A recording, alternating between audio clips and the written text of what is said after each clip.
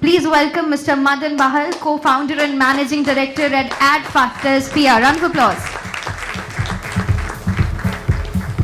Thank you so much, sir, for joining us. And with that, the man himself, Mr. Sreekant Khandekar, co-founder and CEO, afaqs. Thank you so much.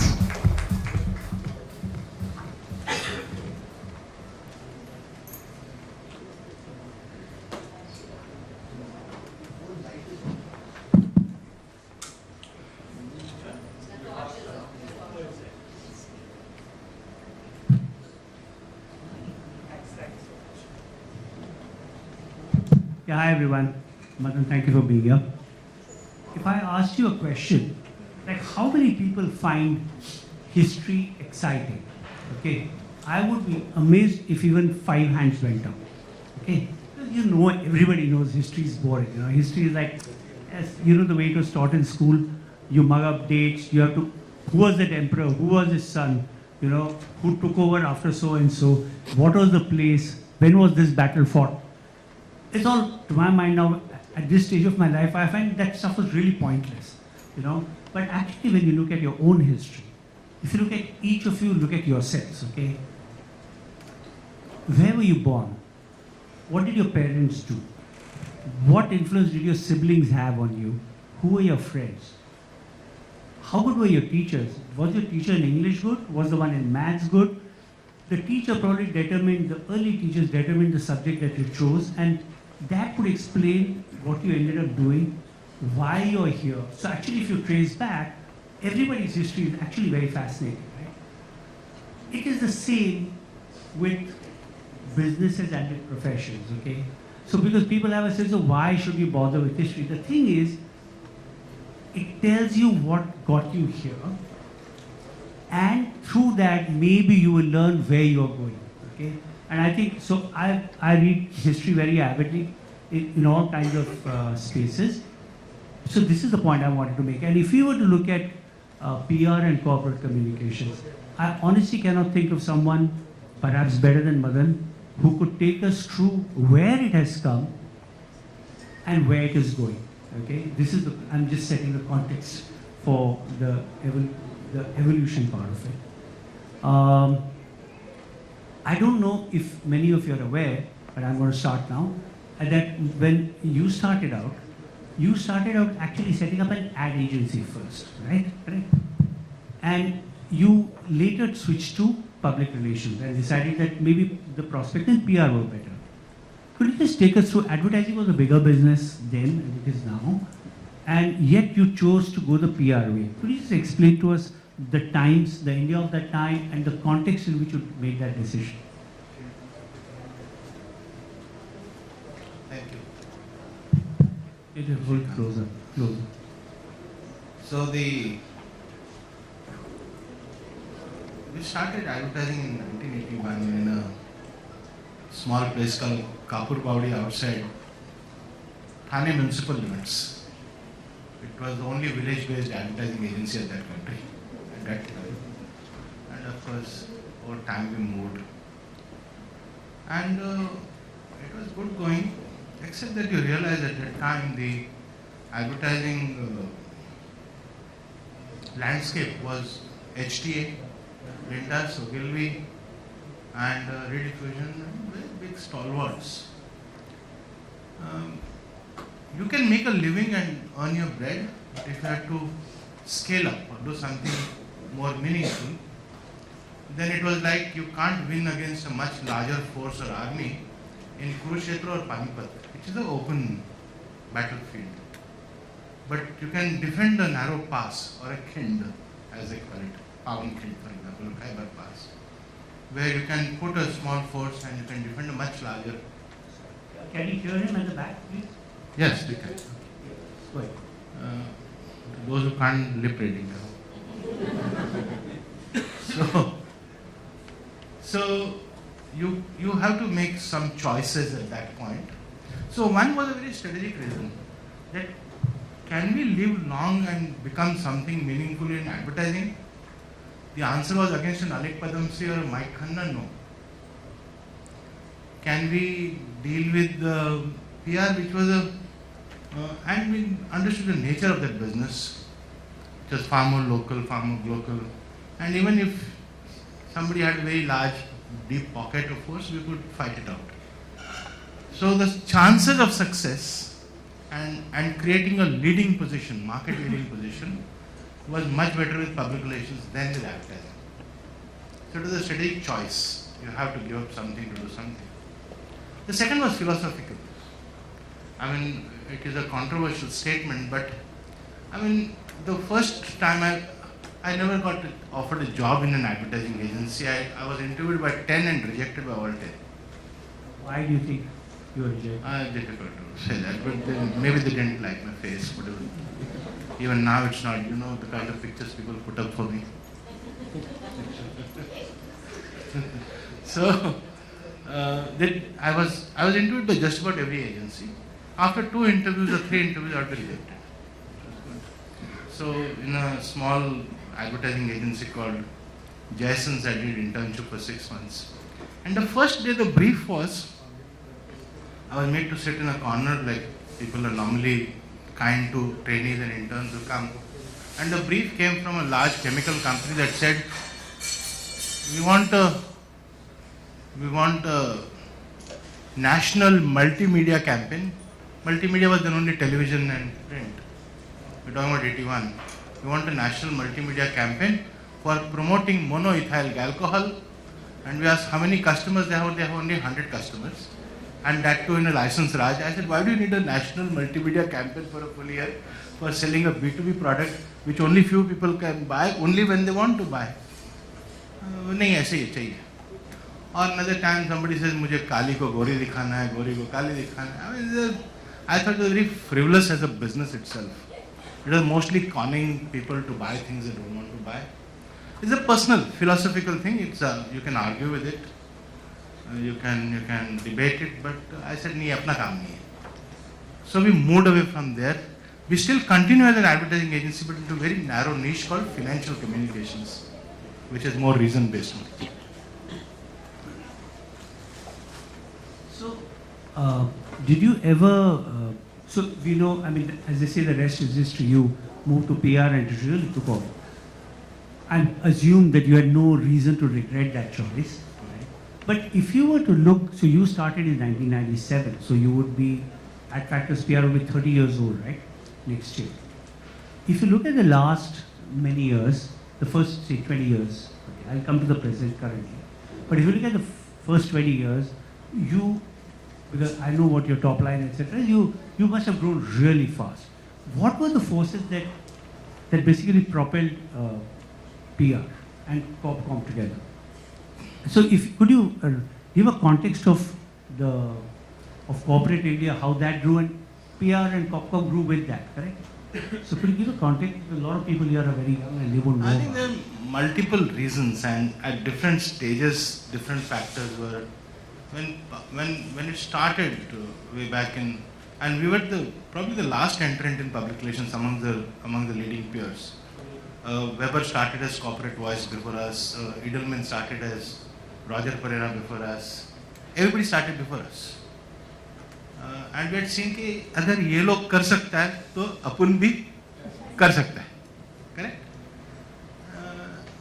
At that time, the one capability that was required was, were you reasonably, you spoke English well,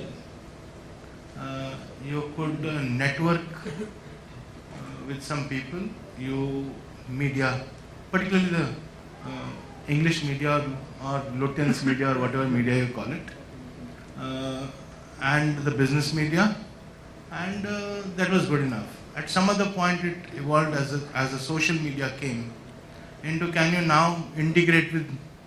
That was much later. I mean, I was thinking about if you look at the first 10, 15 media relations was the... But surprisingly, I mean, generally people have had a lot of fun on Adfactors saying, ये तो खाली media relations जानता है, कुछ आता नहीं इन लोग को और. Most of our competitors, if they are sitting in the room, their normal narrative is, these people only know media relations. But that is what the client wanted. Correct? So, I'll elaborate on this a little bit. if you see even research published, Arun Sudhaman, who is the editor of till recently Provoke Media, 3 years ago he published a survey which was from 100 APAC Corpcom heads, and he asked what is the single most important reason APAC 100 CCOs. What is the single most important reason why you hire a PR firm? And they said number 1, media relations. Still, after social media, after this is just before ChatGPT or around the time of the arrival of ChatGPT, but still, it's post Gaza, post Ukraine, post everything, post climate, post ESG, post everything. It's still media relations. And what is the second most important reasons? Crisis management. What is the third most important reason? Brand reputation. So media relations, as it translates into protecting your brand or navigating you through a crisis, remain, for example, as a thing for a very, very long time. Is it still important? Yes, the earned influence, as they now call it fashionably, that environment has changed. Influence has moved only from media. Is the media still very influential? Yes, you can publish one little thing, 3 lines in even a free press journal, and it will come to haunt you. If it goes public, if it's interesting, it goes public viral immediately. So it was at that point media relations. So it is, you say 3 lines in Free Press Journal. You saying the fact that it appeared in Free Press Journal, that becomes, because some blogger could have said anything, but the fact that it appeared in FPJ, that becomes the issue? It could well have been an employee posting something. It could, yeah, sure. And that could become bad. Yeah, sure. It depends on the content, the importance of the content, the intensity of the emotion behind the content, many things determine it. So, there's this whole thing about corporate health, corporate reputation. So when you think back to the turn of the century, around the time you were established, 97, 2000, 2005, did corporate reputation, was it a term, was it a thing, No. or it was just media coverage? No, reputation is now being spoken too much. Do corporations really believe in reputation even today? Well, little bit has moved. The proof of anything is that if you are spending 500 crores on your advertising promotion, how much are you spending on your reputation management? The answer will be a very, very sad commentary on corporate India as a whole.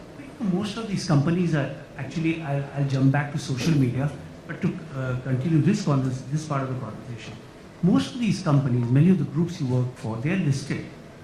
Reputation ought to be important to them because their stock value depends on it, and the negative part, I think, impacts them really. So then why would you say that still most people don't care as much as they ought to?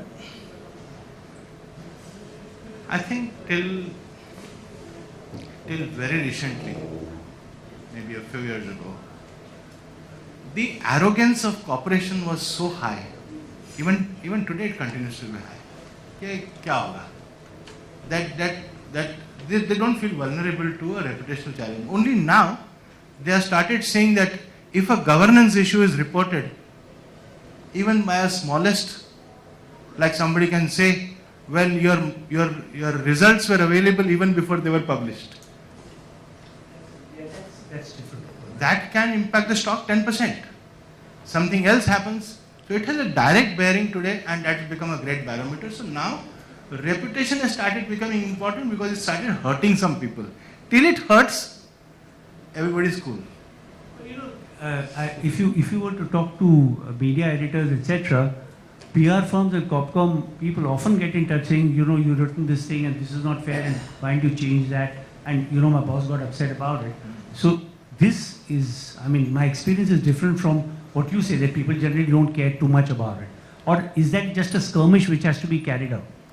No, they don't care till it is published. I have had a very large group hassled for 3 weeks about one single trade journal which nobody even thinks about, putting just 2 lines that they were objectionable. From the chairman's office down to everybody wanted those 2 lines addressed. So when it hurts, people take cognizance when it is having an impact on their competitiveness. When Seth ka naam aa gaya uske andar, then it is very important, very urgent. CEO's name comes, then it is very urgent. Otherwise, chota mota cheez, then it is not so. Not yet. Okay. So I'm going back to the 2010s when social media started rising. How did that change what companies expected from you, and how did it change your game? See, we were very slow. We were laggards. Adfactors was a laggard, partly by ignorance, partly by choice. I explain that case. See, digital integration for most people became an extension in social media, or do some cute video campaign which could, or push it through Facebook, or put it on your own assets. I didn't think it was strategic in nature. You take something and put it on your LinkedIn, great, yeah, you put same content you customize and put it on Facebook. It is a useful thing to do, but most clients can do that themselves. And generally it's a thing, whatever clients can do in-house, they will take in-house, or mostly, unless they find it cheaper for us to do it. There is a law of economics that operates. They want control and they want cost.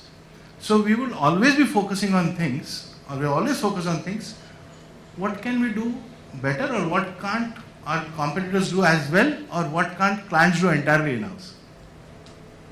Which was therefore media relations, and we said, stick it out, let's see.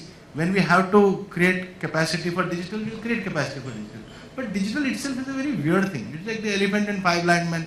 Somebody says digital is great creativity on social media. Somebody says social media, all the negative chatter that happens managing that. So you have to make your choices where in digital you want to operate. You know, I want to come to the COVID and the post-COVID phase, because a lot of businesses have been affected. I mean, a lot of businesses and services have been impacted. It's like pre-COVID and post-COVID in some form or the other. So, when you look at the challenge of growth in those years up to COVID, what are the challenges for a PR firm like yours? Was it that you couldn't get the right people, or you couldn't retain people? What was it? Because I assume business was plentiful, right? No, I think I think COVID on the whole was beneficial for PR. Pre-COVID. So repeat the question. Pre-COVID, if you look back, what were the challenges to growth for a PR firm like yours? See, if you do Google any 1 year of the last 30, 40 years, the only one answer that will come up is talent available nahi hai, or good talent is not available. That's been a constant crib. Who is responsible? Both the seller, which is me, and the buyer also. Buyer paying peanuts, I'll give monkeys. Buyer pays better, I'll give a better results. So I'm also responsible. I'm not creating that kind of talent, at least with the intensity and speed and that is required. Can you create talent? If NASA can create scientists, we can create PR people. So has that balance, the fee issue, did it ever get better and then did it get worse, or has it got better consistently, or has it got worse? So again, there's a mixed thing. There are companies who have serious issues where the decision making has gone beyond Copcom and procurement. Mostly, not always. There are very intelligent Copcom also, some sitting in this room.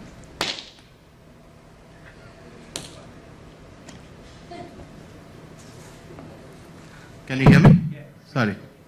So, where the stakes are high, where there is uncertainty of the outcome,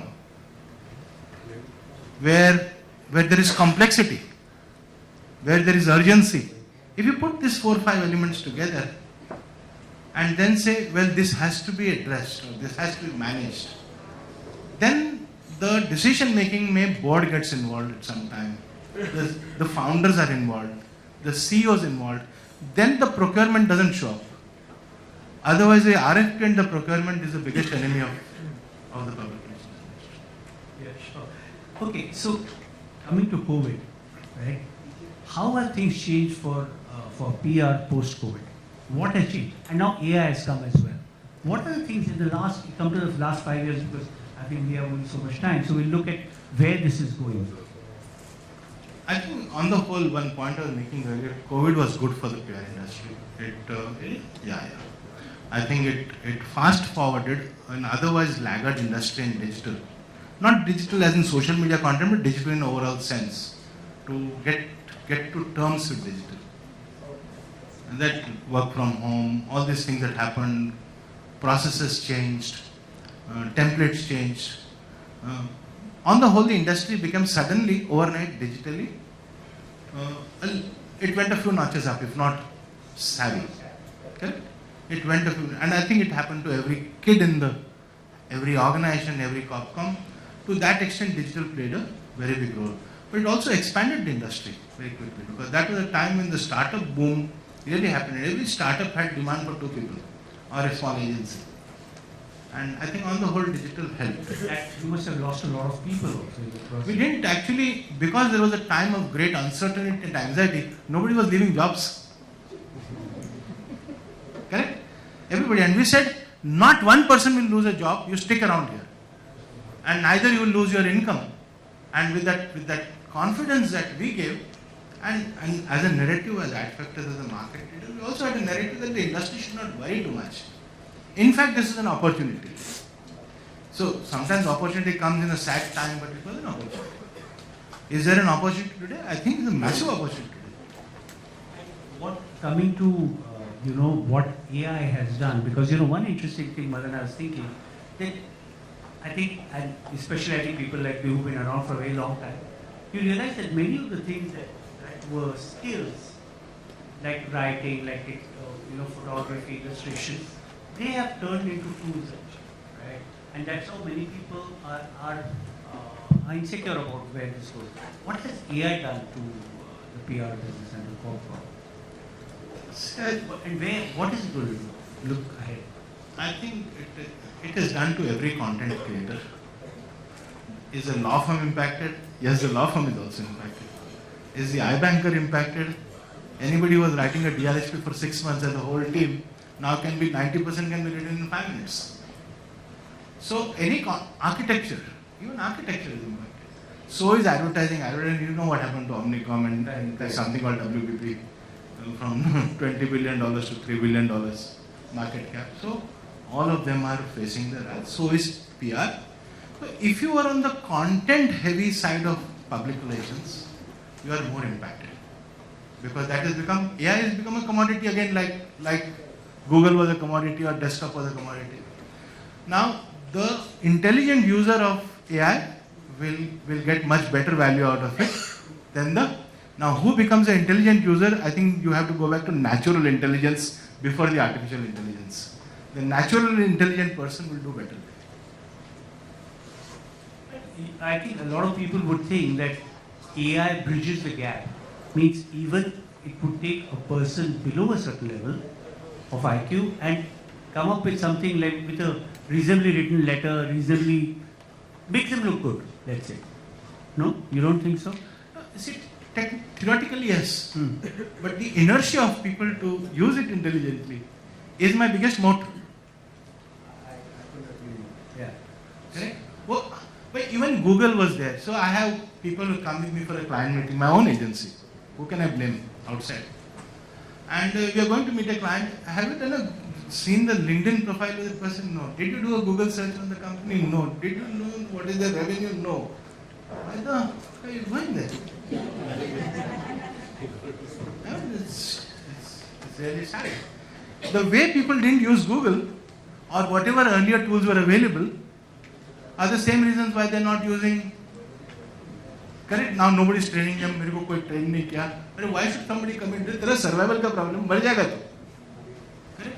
फिर भी people don't. So are you saying? I mean, I personally think the curiosity is the engine. I always say this to my colleagues. That curiosity is the engine which drives you, and that's the thing that will kill you if you lose it, right? Yeah, one more reason now. Tell me. Simple survival, मरेगा. Is that enough? No. So what would you, I think a lot of young people here, what would you say to them, and we have like 2 minutes to go, what would you say to them if they were in PR? What, if they were to safeguard their future, what are the things, broad things you say, listen, I think these are the things you have to do? See, there's a very popular saying, the youth is mostly wasted on the young. The youth is mostly wasted on the young. They live in a, mostly, not everybody, some are intelligent people, they mostly live in a world of their own, cocooned. They don't read enough. So first thing is simply reading. if you're not exposed to 1 hour of professional reading, not Mills and Boons or 50 Shades of Grey or whatever else you like, correct? Or fiction of any kind. Fiction is fiction, right? Fiction is not craft. So unless you dedicate 45 minutes to 1 hour of reading every day, including that youngest lady there and Madan Bahal personally, you are outdated in 1 month. Because the context is changing so fast. We have a person who stands on a bully pulpit and changes policy not every day, but in every sentence. Does it move the market? Yes, it is moving the market. One little something report comes on some new digital platform, and markets or the entire software industry loses $300 billion. So reading is important, and if you are not reading even now, start today. If you are still not reading it, God save you. Okay, I think we've run out of time, but I must tell you something. I was reminded of I interviewed Madan some 3-4 years back, long interview, and he told me that he worked, I think that was in this ad agency called Jensen's, and he said, I was so curious about the clients that when everybody went home, it was Jensen, huh? Jensen's. He would sit with the files, all the files on different brands that the agency was working on, and he would just sit in the evening and read the files, just like that. And he says, in 6 months, I knew more about most of the clients than anybody in the agency. And he was a young man at that point, You just have to be curious. And I think you just have And there's one more thing I'll add to that for our next conversation. And that is I worked for about 8-9 months in a market research field work. And there used to be a company called Market Research and Advisory Services, started by Ranjit Chib, who was earlier managing IMRB. And after the field work would get over, they would have a tabulation work, meaning the analytical work in the night. I would go and sit till 2 o'clock in the night, and in those 3 months I read 650 project reports, everything that's done in the... And therefore you develop a sense of research. You read every single file in that. Nobody asks you to. You do it because of your own khujli, There's no other reason. Thank you. Okay. Thank you very much. I really wish we could have taken questions, but we'll run out of time. So please do buttonhole Madan when he comes off stage and ask him anything you'd like.